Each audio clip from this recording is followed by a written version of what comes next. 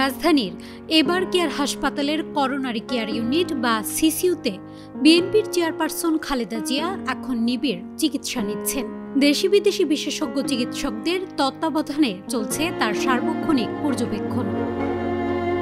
প্রায় ৮০ বছর বয়সী এই বর্ষিয়ান রাজনীতিক দীর্ঘদিন ধরে লড়ছেন একাধিক জটিল রোগের সঙ্গে। হৃদরোগ, ডায়াবেটিস, আর্থাইটিস, লিভার সিরোসিস এবং কিডনি সমস্যা সহ নানা শারীরিক অসুস্থতা তাকে নিয়মিতই হাসপাতালে যেতে বাধ্য করছে। গত রোববার হঠাৎ শ্বাসকষ্ট দেখা দিলে দ্রুত তাকে এভার কেয়ার হাসপাতালে আনা হয়। অবস্থা বিবেচনায় তাকে সরাসরি সিসিইউতে ভর্তি করা হয়।